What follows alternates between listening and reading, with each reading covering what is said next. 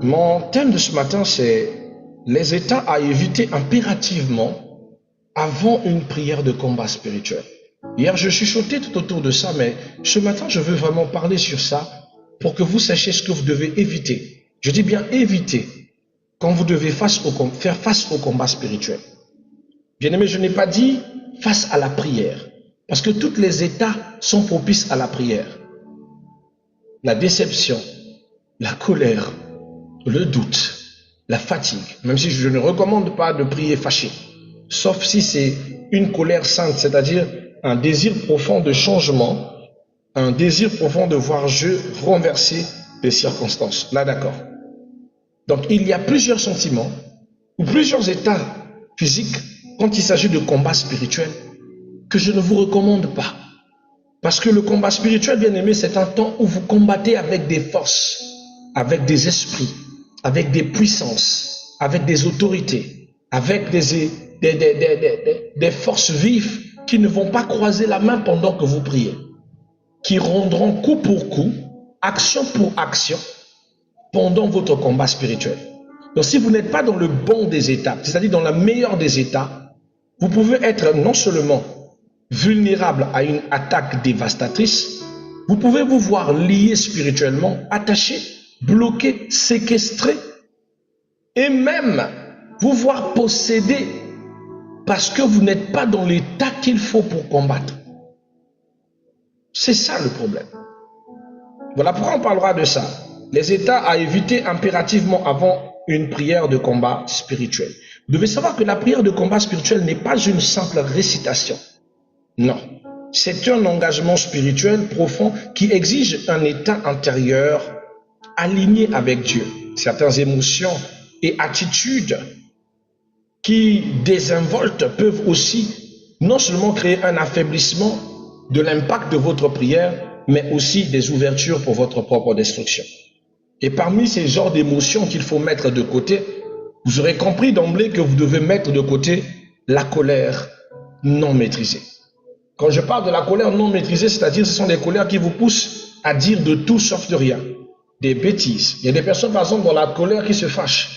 Un jour je suis allé assister une sœur à la morgue et j'ai vu cette sœur qui était en train de pleurer et sa petite maman qui lui dit « Fâche-toi contre Dieu, fâche-toi, tout ça c'est à cause de Dieu. Dis à Dieu pourquoi, exprime-toi, ne laisse pas ton cœur renfermé. » Je pense qu'elle voulait que sa fille, sa nièce, dégage la douleur de son cœur en s'exprimant, mais il l'a poussé dans le sens d'insulter Dieu.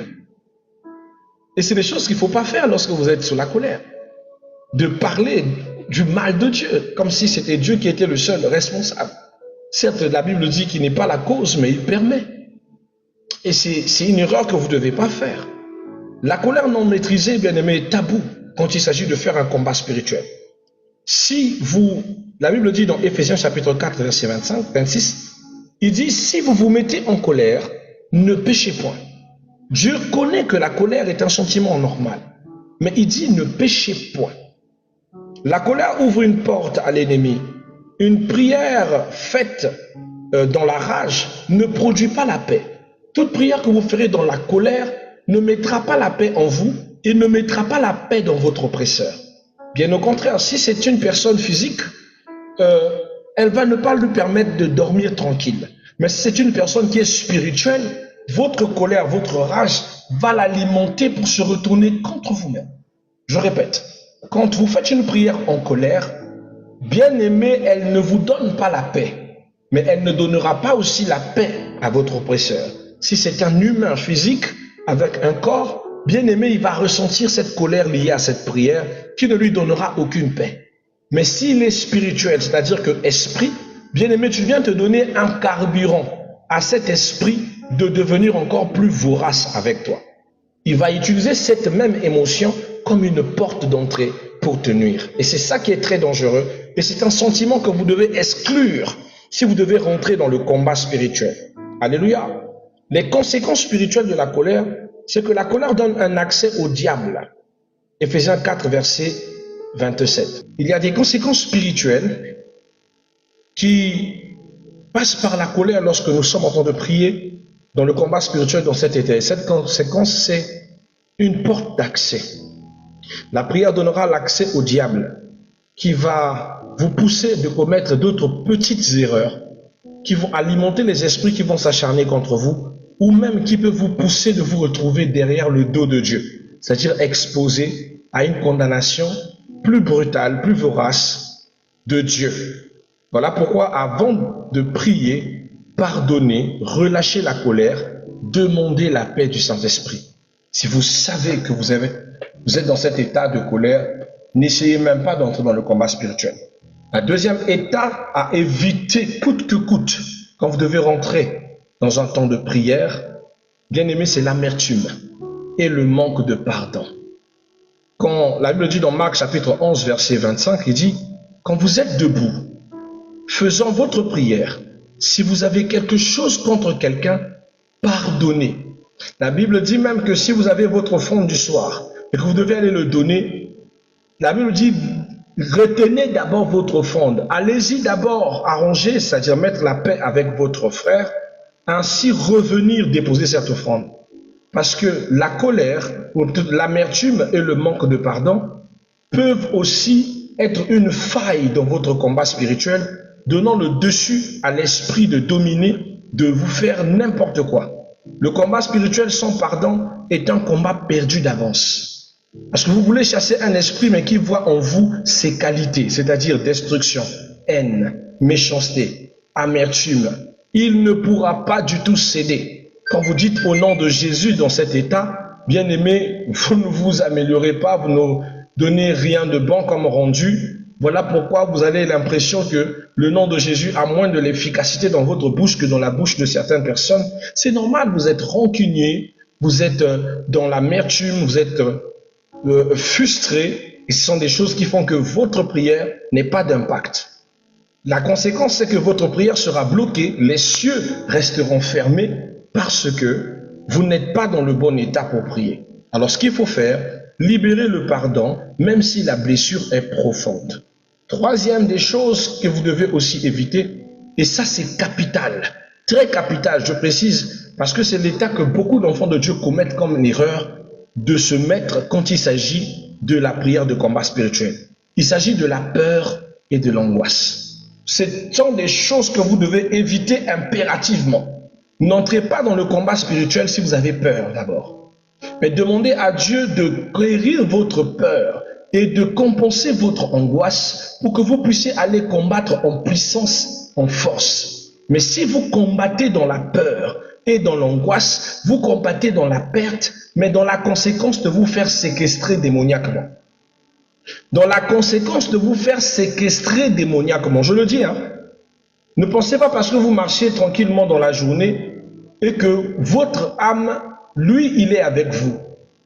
La spiritualité, c'est un autre domaine. Hein. Tu marches, rien ne marche, tout est compliqué, tout s'acharne contre toi, or que spirituellement, tu es séquestré.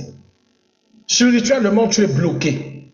Spirituellement, tu es enfermé parce que tu es rentré dans un combat spirituel, n'ayant pas le bon état et tu as perdu. Et toi, tu penses que tu ne perds jamais les combats. Tu n'as pas vu l'esprit partir, tu ne sais pas ce que cet esprit a fait juste après que tu t'es réveillé ou juste après que tu aies failli parce que tu avais peur. C'est toi que vient un esprit de cauchemar ou un esprit d'incubation où tu dors, tu vois ce qu'on appelle la paralysie du sommeil et un esprit qui est en train de t'étouffer et tu es là. Et à l'intérieur, tu te débats, crier Jésus, Jésus, Jésus, ça n'arrive pas, Jésus. Il met même la main dans ta bouche tellement trop qu'il t'étouffe. Après, Jésus. Et tu te ressaisis. Et toi, tu penses que c'est fini. Ce n'est pas fini. Si c'est fini, ça ne va plus récidiver. Ça récidive, c'est parce que tu es en captivité. Parce que la peur reste le seul instrument qui lui permet de se rapprocher de toi. Ah oui, normalement, ce genre d'esprit, il ne peut pas se rapprocher de toi s'il ne sent pas un esprit de peur en toi. Je rappelle à quelqu'un, la Bible dit, nous avons reçu un esprit de courage et non de timidité. Mais pourquoi tu as peur quand il s'agit du combat spirituel? Parce que le diable utilise tes craintes. Il exploite ce que tu as peur de perdre, ce que tu as peur de laisser. Il exploite les petites choses qui se passent dans ta vie. Il exploite tous les petits détails là, juste pour te frustrer. Par exemple, ta santé. Il passera par ta santé pour essayer de te persécuter. Un jour tu vas bien, un jour il veut te faire sentir comme si ça n'allait pas. Le pasteur t'a dit que tu es hyper bien. Mais non, lui vient te donner un petit mot de tête, un petit mot de dos, juste pour vouloir un peu te pousser déjà à renoncer à ta guérison. Et c'est comme ça que tu dis, ah, donc j'ai repris à ressentir encore ça. Ça veut dire que je suis encore malade. Et c'est comme ça qu'il reprend le dessus et il te séquestre. C'est pas le bon état pour combattre. La peur contredit la foi. La peur contredit la foi. Qui vit dans la peur chasse la foi. C'est très important. Or, le combat spirituel se gagne par la foi, pas par la crainte. Ce n'est pas parce que tu as peur que tu vaincras. C'est faux. C'est par la foi que tu vas vaincre. Mais si tu mets la peur, tu annules la foi. Les conséquences spirituelles, c'est que la prière devient défensive au lieu d'être offensive. Celui qui vit dans la peur se protège. Tandis que celui qui vit dans la foi, il fait des mouvements, il combat. Voilà pourquoi, bien aimé, celui qui est dans la peur, à chaque fois, il ne fait que se protéger. Garde-moi, Seigneur, Seigneur, garde-moi. Il est dans la peur. Mais celui qui est dans la foi, il est dans l'offensif. Je détruis, je possède, j'avance, j'anéantis, je prends l'autorité. I got a powers. J'avance au nom de Jésus, je n'ai pas peur de toi. Tes œuvres sont vaines. Satan, tu n'es qu'un menteur. Il est dans l'offensif. Voilà pourquoi la peur n'est pas un état pour le combat spirituel. C'est un état qui te mettra en permanence à la défensive. Il faut refuser ça. Qu'est-ce qu'il faut faire? Il faut déclarer des paroles de Dieu jusqu'à ce que la paix règne. Il faut prier. Prenez d'abord le temps, vous priez, vous dites votre Seigneur, donne-moi la force. Seigneur, chasse la peur de mon cœur. Seigneur, chasse cette angoisse que je reçois au nom de Jésus. La Bible dit, nous avons reçu un esprit de courage et de force. Que ton esprit me réanime, pour que je ne retombe pas sur cette page, sur cette peur et sur ces pièges au nom de Jésus. Quatrième des choses que vous devez éviter, c'est le doute et l'incrédulité. Dans cet état, n'osez pas aller prier, parce que vous perdez votre temps. Vous perdez énormément votre temps. La Bible dit dans Jacques 1, verset 6 au verset 7, il dit que celui qui doute ne s'imagine même pas qu'il recevra quelque chose du Seigneur. Que celui qui doute ne s'imagine même pas qu'il recevra quelque chose du Seigneur.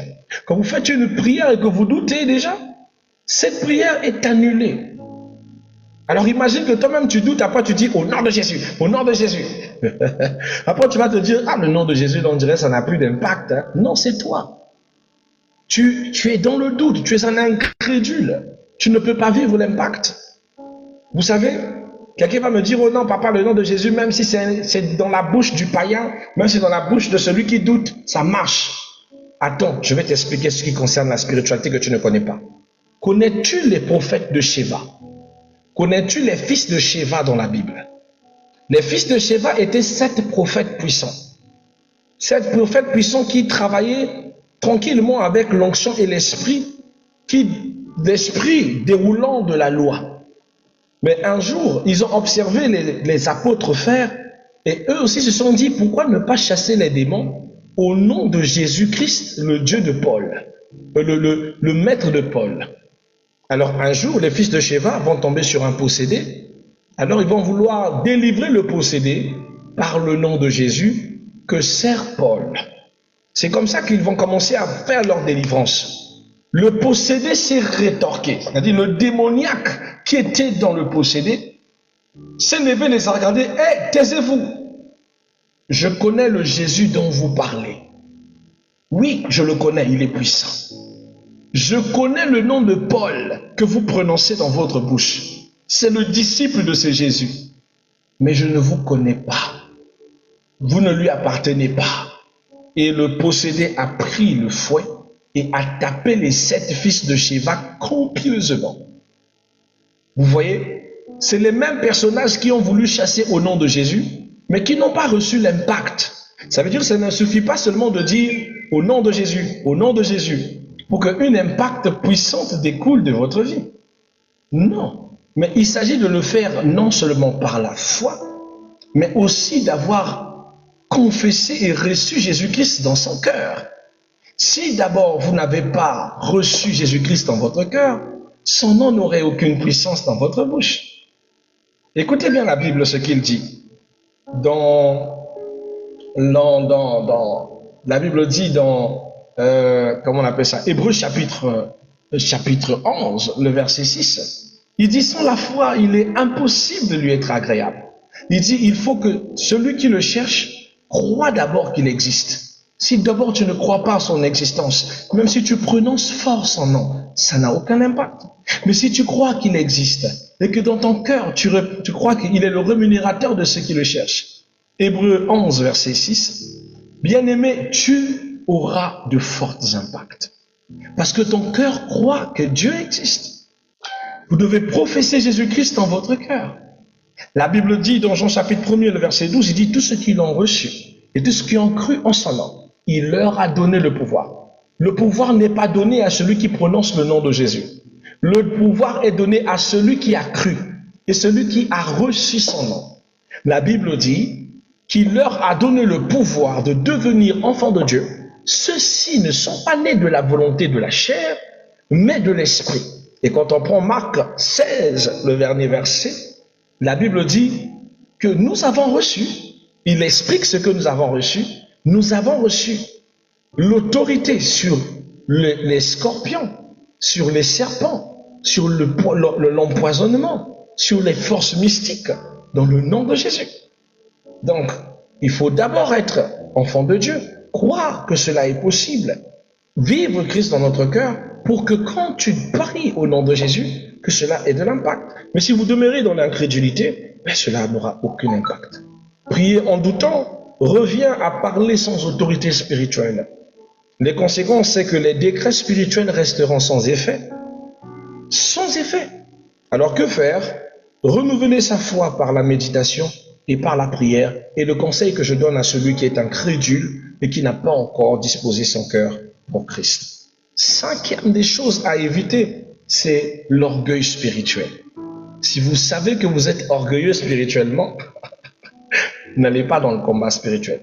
C'est quoi les orgueilleux spirituels? C'est-à-dire, ils n'ont pas besoin de mandat, ni de temps, ni d'autorisation de Dieu. Ils font les choses comme ils veulent. Ils rentrent dans tous les combats du monde. Je le dis souvent à mes filles spirituelles, bien-aimées, c'est pas parce que c'est ta meilleure amie, c'est pas parce que c'est ta cousine que tous les combats spirituels on entre dedans. C'est pas parce que l'autre a dit, je prends un programme de prière de 9 jours, que forcément ce programme de prière t'est bénéfique. Tu vas rentrer dans des combats qui vont te détruire. Tu m'entends? C'est un programme de prière, oui. Mais lui, elle est rentrée dans ce programme de prière parce qu'elle a un combat spécifique. Et quand tu rentres dans ce combat, vous mettez à prier pour vos combats mutuels. Au lieu que ça te bénisse, non, tu attires même les esprits qui la combattent à te combattre toi. Et à te faire vivre un enfer considérable.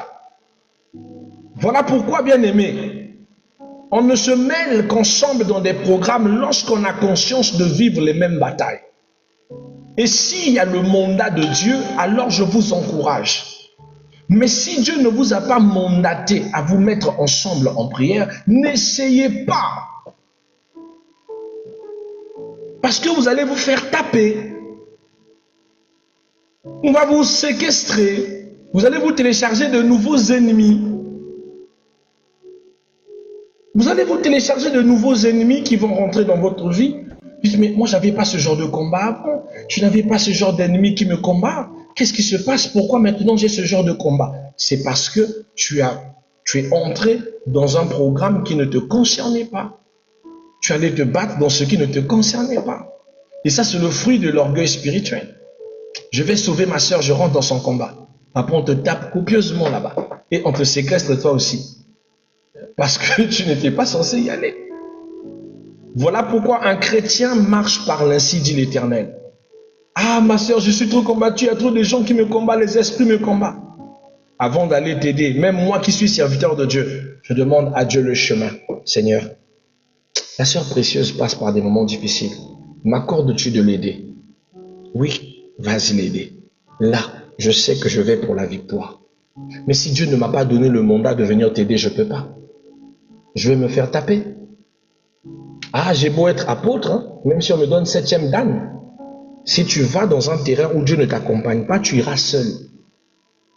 Ne faites pas l'orgueil spirituel, parce que l'orgueil spirituel attire à ce que Dieu résiste à vous.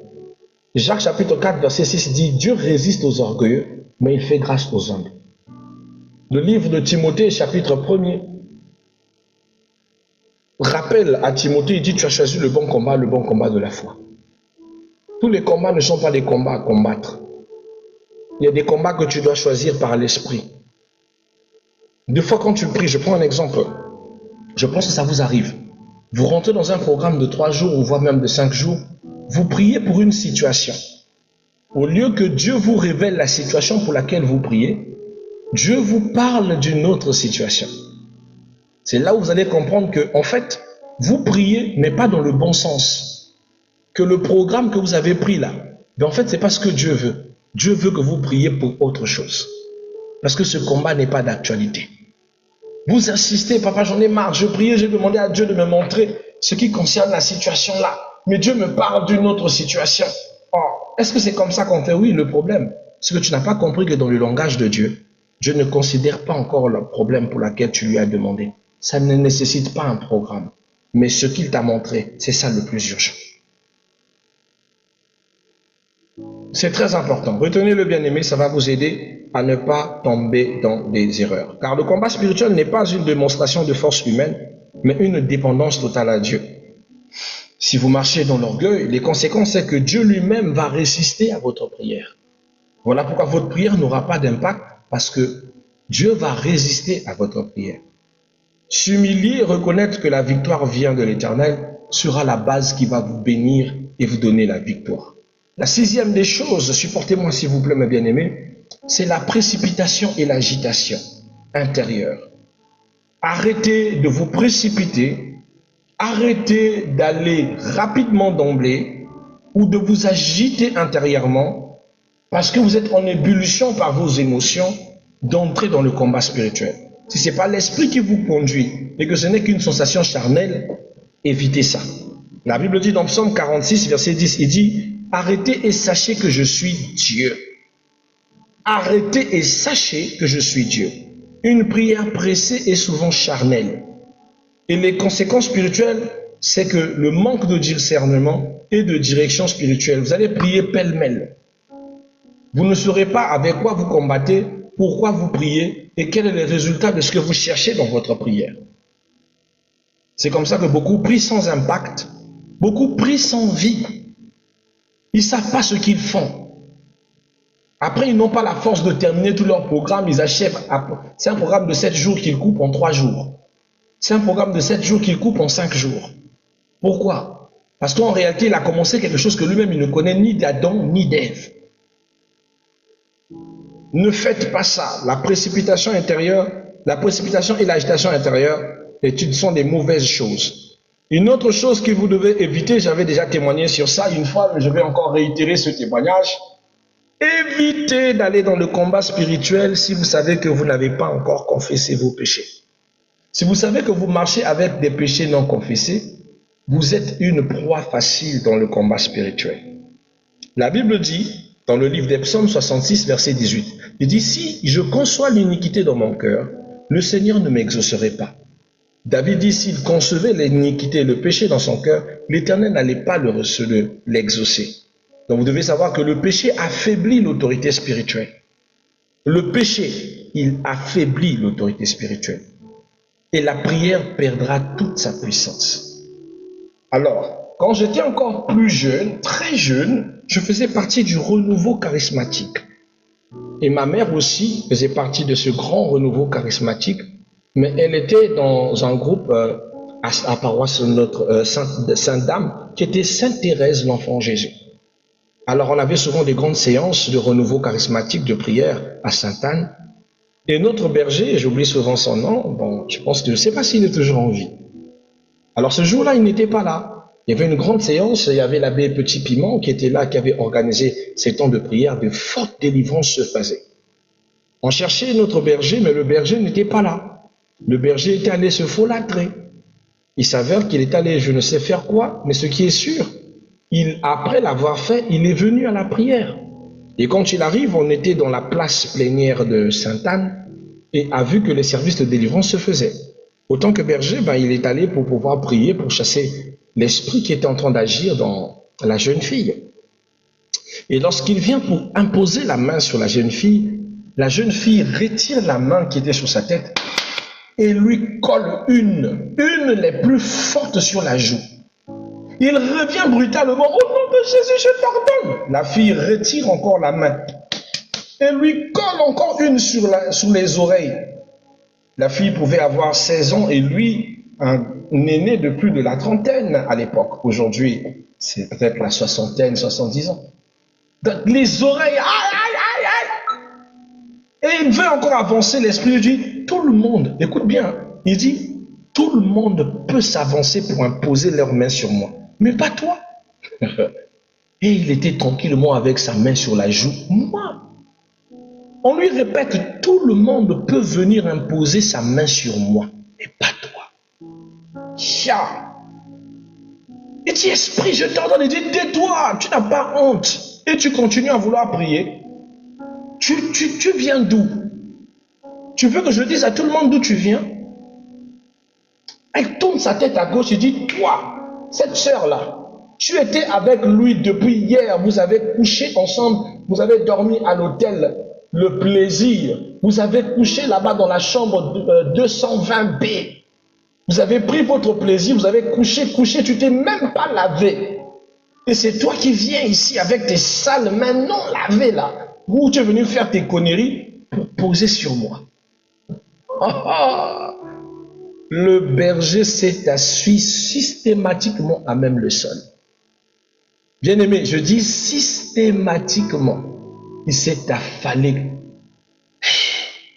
Il a expiré. C'était la honte pour lui. Et tout le monde avait même cessé la délivrance, on ne suivait plus, on le regardait seulement. Et la sœur en question, juste comme ça. Pourquoi n'a pas-t-il pu chasser cet esprit? Parce qu'en ayant commis le péché, ils étaient dans l'état même de cette sale esprit qui possédait cette fille. Cette fille était possédée par un incubus, un mari de nuit puissant. Et eux, ils dégageaient l'impudicité qui est la nourriture même des choses obscures. Tu ne peux pas le chasser.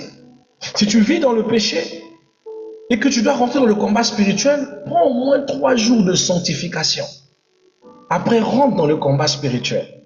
Voilà pourquoi quand quelqu'un prend un écart de prière, avant de lui mettre dans un programme, je lui dis, prends 3 jours pour te sanctifier. Parce que tu ne peux pas aller te battre avec des esprits lorsque toi-même, là où tu es, tu sens le péché. Ils vont te taper, on va t'humilier, on va te donner une à ton oreille.